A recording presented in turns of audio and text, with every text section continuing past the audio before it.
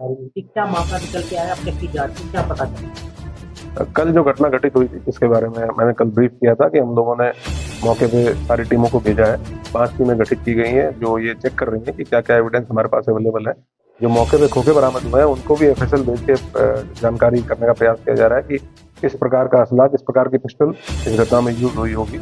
परिवार से भी मैंने अलग से बातचीत की है, उनकी उनकी अगर कोई आशंकाएं हैं उनके बारे में जानने के लिए। एक स्पीड ट्रैफिक के नेतृत्व में 6ठी टीम हम लोगों ने सीसीटीवी कैमरा के लिए लगाई है, क्योंकि वो एक बहुत महत्वपूर्ण एविडेंस हमारे पास है, जिसके माध्यम से जो ICCC का कंट्रोल रूम है और अन्य भी जो प्राइवेट लोगों के कैमरे लगे हुए हैं, हम लोगों के कैमरे लगे हुए हैं, उनसे महत्वपूर्ण फुटेज प्राप्त हो, ताकि जो वाहन यूज हुआ है और जो लोग घटना करने के लिए आए हैं उनके बारे में उनका हुलिया पता करने में हम लोगों को मदद मिल सके। उसी पे अभी सारी टीमें काम कर रही हैं। परिवार को हम लोगों ने सुरक्षा व्यवस्था उनकी सुनिश्चित की है। वहाँ पे एक आर्म गार्ड पुलिस लाइन से लगाई गई है, उनके साथ सुरक्षाकर्मी भी साथ में लगाए गए हैं और ये 6 की 6 टीमें हैं।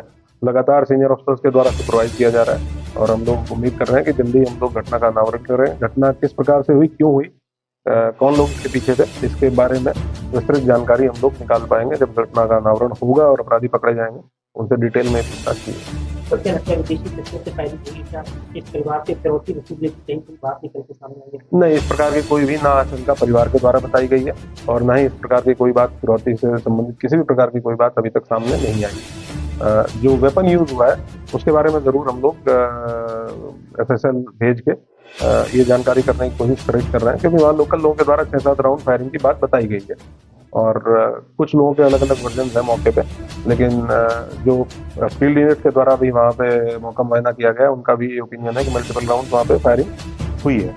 तो कौन सा वेपन इसमें यूज होता है इसके संबंध में कंक्लूसिवली बताना तभी पॉसिबल हो पाएगा जब जो हमें वहाँ खाली खोखे मिले हैं उनका एक बार टेस्ट हो जाए कि किस तरह का वेपन उसमें यूज हुआ है। 9mm के कुछ खोखे मौके से बरामद हुए हैं, तो ये तो क्लियर है कि पिस्टल उसमें यूज हुई है, लेकिन कौन सी पिस्टल यूज हुई है इसके बारे में कंक्लूसिवली अभी बताना पॉसिबल नहीं होगा।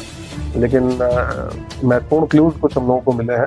हम लोगों की जो साइबर सेल की टीम है वो भी इसमें लगी हुई है, सर्विलांस की टीम भी लगी हुई है, जो ICCC की कंट्रोल रूम की टीम है उसको भी स्पेशलाइज इसी काम के लिए लगाया गया है। तो उम्मीद है कि जल्दी हम लोग कुछ ना कुछ ऐसी लीड हम लोगों को मिलेगी जिसमें हम लोग घटना को वर्कआउट कर पाएंगे और कठोर कार्रवाई कर पाएंगे। तो इससे पहले बताया जा रहा है कि इससे पहले फायरिंग के बाद लोगों वो उस घटना को सुबह जब लोग उठे थे, इतनी बातचीत हम लोगों के द्वारा लोकल लोगों से की गई, उसमें इन लोगों ने बताया कि जब ये सुबह उठे तो आपस में चर्चा हुई कि रात के टाइम पे कोई फायरिंग जैसी आवाज आई, तो उसको भी एस्टेब्लिश किया जा रहा है। उसको भी हम लोग क्योंकि CCTV फुटेज हमें लगभग सिर्फ घटना के समय का नहीं देखना है, उससे 72 घंटे पहले 72 घंटे बाद तक का भी हम लोगों को CCTV फुटेज देखना है कि कौन कौन लोग वहाँ आए या कौन कौन लोग उसके बाद आए, पहले कौन कौन आए। इसीलिए थोड़ा टाइम उस चीज़ में लग रहा है, CCTV फुटेज को देखने में लग रहा है। तो ये कंफर्म हो पाएगा कि पहले की घटना क्या थी वहाँ लोगों के द्वारा, लेकिन ये बताया गया कि एक दिन पहले रात के टाइम पे फायरिंग की उनके द्वारा उनको आवाज़ सुनाई दी और जब सुबह उठे हैं लोग 6:30-7 बजे तो आपस में जब बातचीत हुई तब उन लोगों ने एक दूसरे के साथ शेयर किया। तो उसके बारे में अभी हम लोग साक्ष्य कर रहे हैं।